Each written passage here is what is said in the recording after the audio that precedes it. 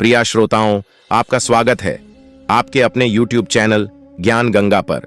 प्रिय दर्शकों, एक दिन देवर्ष नारद मुनि नारायण का जाप करते हुए वैकुंठ में आते हैं। तब माता लक्ष्मी और भगवान श्री हरि शेष शैया पर विश्राम कर रहे थे। नारद मुनि ने भगवान श्री हरि को प्रणाम किया और बोले, हे प्रभु, आज मेरे मन में 3 प्रश्न उठे हैं, जिसका हल जानने हेतु मैं आपके पास आया हूं। तब श्री हरि मुस्कुराते हुए बोले, हे वत्स नारद, आपका स्वागत है। आप अपने सारे प्रश्न निसंकोच होकर कहें, मैं अवश्य ही इन प्रश्नों के उत्तर आपको दूंगा।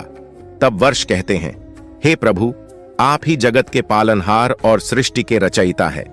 आप ही ने सारे मानव जाति के कल्याण हेतु अनेक प्राणियों की उत्पत्ति की है, किंतु आज मैं सर्वश्रेष्ठ प्राणी गाय के बारे में जानना चाहता हूं। मेरा पहला प्रश्न है कि आखिर क्यों गाय ने भी स्त्रियों को श्राप दिया था। मेरा दूसरा प्रश्न है, एक मनुष्य को वह कौन सी चीजें हैं जिसे गाय को खिलाने से पुण्य या पाप मिलता है। और मेरा तीसरा प्रश्न है, गाय एक पवित्र प्राणी होने के बावजूद क्यों उसे झूठा अन्न खाना पड़ता है। मित्रों, भगवान श्री हरि मुस्कुराते हुए बोले, हे मुनीश्वर, आपने समस्त मानव कल्याण हेतु अत्यंत महत्वपूर्ण प्रश्न किए हैं। गाय को माता के समान पूजनीय माना जाता है और गाय में 33 कोटि देवी देवताओं का वास होता है।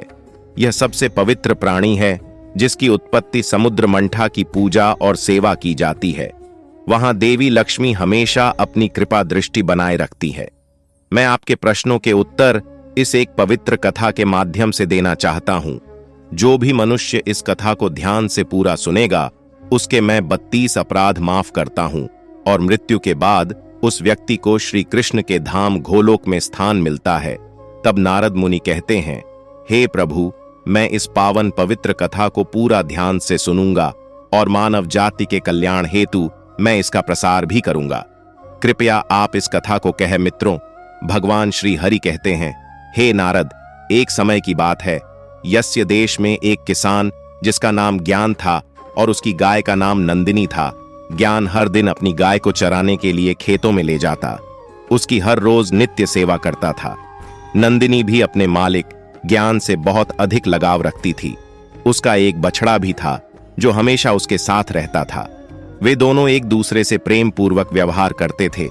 इसी तरह कई सालों तक ज्ञान अपनी गाय नंदिनी की सेवा करता रहा और नंदिनी भी उसे बहुत सारा दूध देकर ज्ञान और उसके परिवार का पोषण करती थी। ज्ञान गाय के दूध को बेचकर अपने परिवार का पालन करता था। फिर कुछ दिनों के बाद ज्ञान का विवाह गांव के एक किसान की बेटी शालिनी से हुआ। शालिनी दिखने में तो सुंदर थी, लेकिन वह एक लालची और क्रूर स्वभाव की स्त्री थी। जिस दिन वह विवाह करके ज्ञान के घर आई, तभी से वह ज्ञान को अपनी मांगे पूरी करवाने के लिए हठ किया करती थी। हमेशा उसे भला बुरा और अपशब्द बोलती थी। वह हर दिन सुबह देर से जागती थी तथा देर से भोजन बनाती थी और बचा हुआ बासी अन्न गाय को खिलाती थी। मित्रों, भगवान श्री हरि कहते हैं, हे नारद, फिर एक दिन शालिनी ने स्वयं के लिए कुछ गहने खरीदवाने के लिए ज्ञान को मना लिया। और कहाँ की है? जी, सुनते हो, हमारे गाय का जो बछड़ा है उसे हम बेच देते हैं, वैसे भी हमें उसकी कोई जरूरत नहीं है। तब ज्ञान ने मना किया तो वह ज्ञान के साथ जोर से झगड़ने लगी। बेचारा ज्ञान उसकी जिद के आगे हताश होकर उसने ना चाहते हुए भी गाय के बछड़े को बेच दिया। इस कारण से नंदिनी गाय और ज्ञान दोनों बहुत दुखी होकर एक दूसरे को ताकते ही रह गए। मित्रों, फिर कुछ दिन बीतने के बाद ज्ञान की गाय ने दूध देना बंद कर दिया तो शालिनी ने उसे घर से बाहर निकाल दिया और घर न आने के लिए बहुत से अपशब्दों का प्रयोग किया। मित्रों, भगवान श्री हरि कहते हैं, हे नारद, गाय एक बेजुबान प्राणी अवश्य है, किंतु वह मनुष्यों के हाव भावों को अच्छी तरह से समझती है और वह वहां से चली गई। नंदिनी अपना जीवन गांव के पास वाले जंगल में व्यतीत करने लगी। जब कुछ दिन बीतने के बाद गाय गर्भवती हो गई और वह अपना जीवन उसी जंगल में रहकर जीने लगी। कुछ महीने बीतने के बाद ज्ञान की गाय नंदिनी ने यह सोचा कि जब मुझे बच्चा हो जाएगा तो ज्ञान और उसकी पत्नी शालिनी शायद फिर से मुझे अपने घर वापस ले जाएंगे। इसलिए उसने दूसरे बछड़े को ज्ञान के खेत में जाकर जन्म दिया। अगले दिन शालिनी जब खेत में आई तो उसने देखा कि नंदिनी गाय ने उन्हीं के खेत में एक बछड़े को जन्म दिया है। तब शालिनी के मन में वह फिर से बुरा ख्याल आया कि अब मैं इसके बछड़े को बेचकर धन कमाऊं और दूध से हमारा परिवार सुखपूर्वक जीवन व्याप करेगा, ऐसा वह सोच ही रही थी। नंदिनी का नवजात शिशु जो अभी अभी जन्मा हुआ था, मां के रक्त से भरा हुआ जमीन पर रेंगने लगा, जिस कारण से उसके शरीर पर कंकड़ के कारण छोटे छोटे घाव होने लगे थे। अपने नवजात शिशु की ऐसी हालत पर नंदिनी गाय को बहुत असहज महसूस होने लगा और तड़पती हुए अपने बच्चे की ओर देखने लगी, क्योंकि वह कुछ भी नहीं कर सकती थी।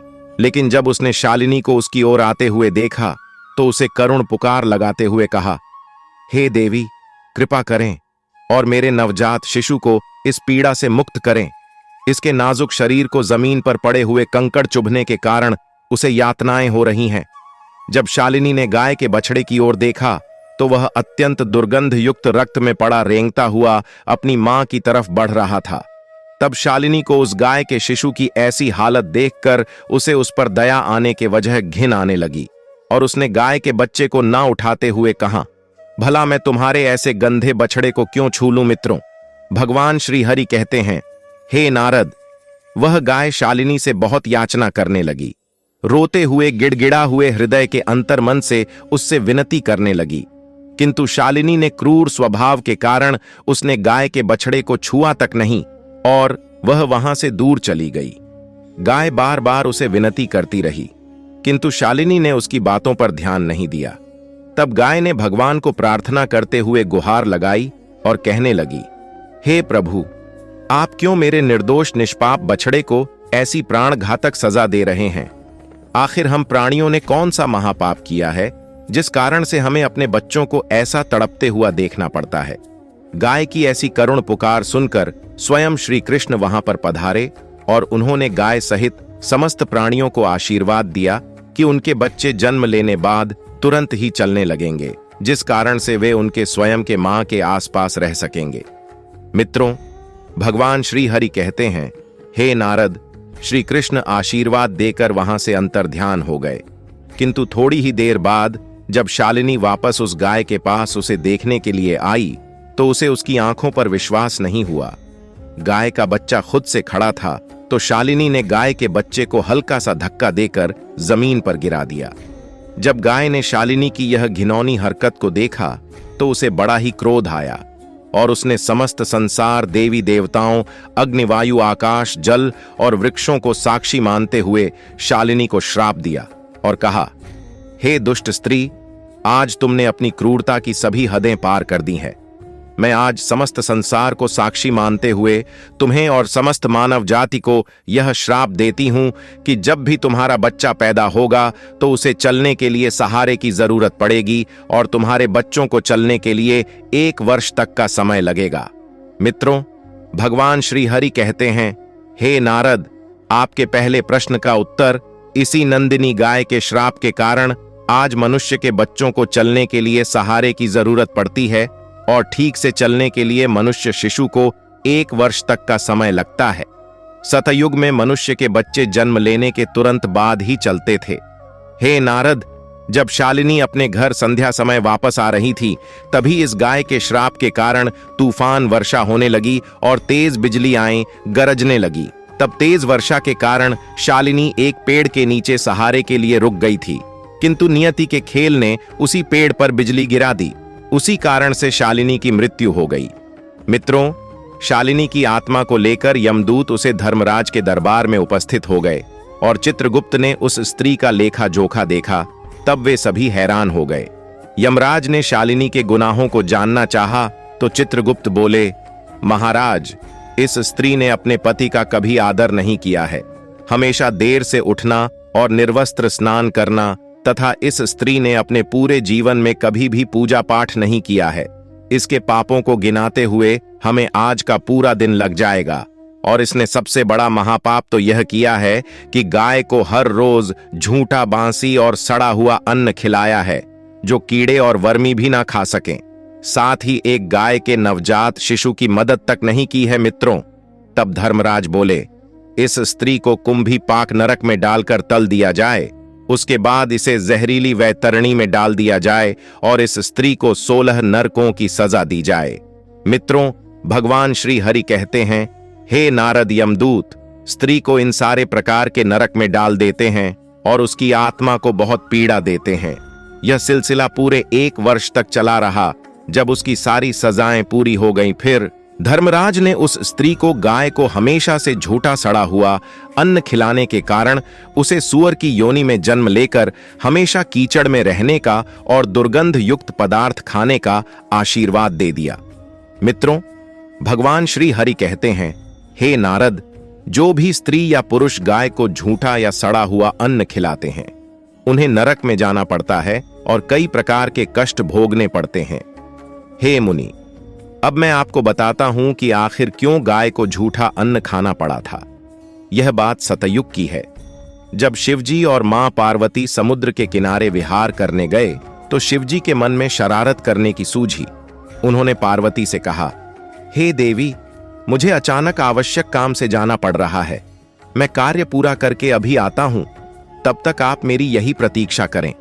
दरअसल शिवजी मां पार्वती को परेशान करना चाहते थे। शिवजी की बात मानकर देवी पार्वती अकेले ही तट पर बैठकर उनकी प्रतीक्षा करने लगी। इसी तरह शाम हो गई और उस दिन शिवरात्रि थी। जब रात तक शिवजी न लौटे तो माता पार्वती ने तट पर ही रेत के शिवलिंग का निर्माण किया और आसपास उपलब्ध पूजन सामग्री से रात भर शिवजी का निर्जला निराहार व्रत संपूर्ण किया। शिवजी सूक्ष्म रूप में वहीं उपस्थित थे और हर गतिविधि के साक्षी थे। सुबह होने पर पार्वती ने समुद्र में रेत के शिवलिंग और पूजन सामग्री का विसर्जन कर दिया। इसके थोड़ी ही देर बाद शिवजी प्रकट हो गए और बोलने लगे कि देवी पार्वती, आपने कल शिवरात्रि थी पर मेरी पूजा नहीं की। पार्वती ने कहा कि मैंने पूजा की है और अभी सामग्री समुद्र में विसर्जित की है। शिवजी अभी भी पार्वती के साथ और ठिठोली करना चाहते थे। उन्होंने कहा कि पार्वती, मुझे तो पूजा का कोई चिन्ह दिखाई नहीं दे रहा है। अगर आपने पूजा की है तो प्रमाण दीजिए। मां पार्वती भी समझ चुकी थी कि भगवान शिव उन्हें जानबूझकर सता रहे हैं, क्योंकि जो जगत की हर घटना का साक्षी है उसे प्रमाण की क्या आवश्यकता है। देवी पार्वती भी इस हंसी मजाक का भरपूर आनंद ले रही थी। शिव जी की बात सुनकर माता पार्वती ने आसपास देखा तो उन्हें एक गाय खड़ी दिखाई दी। उन्होंने शिवजी से कहा कि यह गाय मेरी साक्षी है। जब मैं पूजा कर रही थी तो यह गाय यहां उपस्थित थी। शिवजी ने गाय से पूछा कि क्या पार्वती ने पूजा की है। उस गाय ने ना में सिर हिला दिया। शिवजी ने कहा, पार्वती, आप असत्य कह रही हैं। गाय ने आपकी गवाही नहीं दी। शिवजी के सामने स्वयं का अकारण झूठा साबित होना पार्वती सहन नहीं कर पाई और क्रोध में आकर उन्होंने उसी वक्त गाय को श्राप दे दिया। मां पार्वती ने श्राप देते हुए कहा कि तू दिव्य जन्मा है, तू जगत कल्याण के लिए प्रकट हुई है, इसीलिए जनहित के लिए तेरे गुण यथावत रहेंगे, किंतु जिस मुंह से तूने झूठी गवाही दी है उसे दंड भुगतना होगा। झूठ बोलने के कारण अब से झूठन ही तेरा आहार होगी। इस तरह झूठ बोलने से गौ माता क्रोध की भागी बनी और आज तक उनकी संतति अच्छा भोजन प्राप्त होने के बावजूद भी झूठन खाने के लिए बाध्य है। मित्रों, भगवान श्री हरि कहते हैं, हे नारद, अब मैं आपको गाय के विषय में महत्वपूर्ण जानकारी देता हूं। अक्सर मनुष्य गाय से पुण्य पाने के लिए कई प्रकार के व्रत पूजा पाठ करते हैं, किंतु उन्हें एक गाय को यह कुछ चीजें भूलकर भी नहीं खिलानी चाहिए। द्वार पर आई गौ माता को कभी भी बिना रोटी खिलाए जाने ना दे। गौ माता को रोटी और ताजी हरी घास खिला चाहिए। यूं भी हम हर दिन पहली रोटी गौ माता की बनाते ही हैं, इसलिए हमेशा उस रोटी को प्यार से गौ माता को खिला दें। गौ माता को रोटी खिलाने से हमें बहुत पुण्य मिलता है। गौ माता को कभी भी बासी और सड़ा गला खाना नहीं खिलाना चाहिए। भूख लगने पर मजबूरी में गौ माता वह खाना खा तो लेती है, लेकिन इसका दुष्परिणाम पड़ता है, जिस कारण से हमारे घर में नकारात्मकता आती है। गौ माता यह एक शाकाहारी पशु होती है, इसलिए कभी भी गौ माता को जबरदस्ती मांसाहार खिलाने की चेष्टा भी नहीं करनी चाहिए। ऐसा करना महापाप के समान होता है। हमारी कुंडली में दोष है, जिसके कारण हमें लगातार परेशानियों का सामना करना पड़ रहा है। तो गौ माता को रोटी खिलाते समय कुछ उपाय कर सकते हैं। जैसे यदि कुंडली में चंद्र दोष है तो आप रोटी पर सफेद मक्खन, नमक या घी लगाकर गौ माता को खिलाएं। यदि कुंडली में शनि दोष है तो रोटी बनाते समय आटे में थोड़े से काले तिल मिलाकर आटा गंधे और इस आटे की ताजी रोटी बनाकर शनिवार या अमावस्या के दिन गौ माता को खिलाएं। इसी तरह मंगल या गुरु दोष हो तो रोटी के ऊपर हल्दी लगाकर गौ माता को खिलाएं। यह उपाय करने पर हम इन सभी दोषों के दुष्प्रभाव से काफी हद तक अपना बचाव कर सकते हैं। गौ माता को प्रतिदिन रोटी और घास खिलाने से लाभ होता है और पितृदोष से भी मुक्ति मिलती है। इसी तरह कुंडली में यदि शनि की 7.5 या महादशा है तो हर शनिवार को और अमावस्या को काले रंग की गाय को घास या रोटी खिलाएं और उसकी पूजा करें। इससे शनि दोष कम होता है। गौमूत्र यानी कि गाय का मूत्र बहुत ही उपयोगी, पवित्र और स्वास्थ्य की दृष्टि से अत्यंत हितकारी होता है। आध्यात्मिक दृष्टि से तो गौमूत्र का महत्व है ही, साथ ही वैज्ञानिक और स्वास्थ्य की दृष्टि से भी गौमूत्र के बहुत से लाभ बताए गए हैं। गौमूत्र में बहुत से खनिज पदार्थ और स्वास्थ्यवर्धक तत्व होते हैं जो हमारे शरीर की शुद्धि करते हैं और बहुत से रोगों से भी बचाते हैं।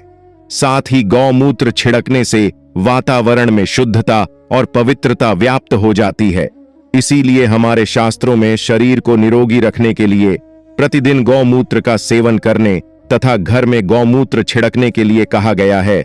गाय के दूध, दही, घी, गोबर और गौमूत्र से बनने वाले मिश्रण को पंचगव्य कहते हैं। पंचगव्य को पाप नाशक कहा जाता है और हमारे हिंदुओं की एक धार्मिक विधि प्रायश्चित करने में उपयोग किया जाता है। पंचगव्य को बनाने वाली सभी वस्तुएं अत्यंत उपयोगी होती हैं, जो स्वास्थ्य के लिए लाभदायक तो है ही, साथ ही औषधीय गुणों से भी भरपूर है। मित्रों, भगवान श्री हरि कहते हैं, हे नारद, मैंने आपके सारे प्रश्नों के उत्तर दिए हैं। तब नारद मुनि कहते हैं, हे प्रभु, मैं धन्य हो गया। आपने मुझे दिव्य ज्ञान से मेरी सारी शंकाओं को दूर किया है। मैं इस दिव्य ज्ञान का प्रसार समस्त मानव जाति के कल्याण हेतु अवश्य करूंगा। तो मित्रों, आशा करते हैं कि आपको यह कथा अवश्य पसंद आई होगी। तो वीडियो को लाइक करें और कमेंट में जय श्री कृष्ण अवश्य लिखें। साथ ही हमारे YouTube चैनल ज्ञान गंगा को सब्सक्राइब जरूर कर लें। आप सभी का धन्यवाद।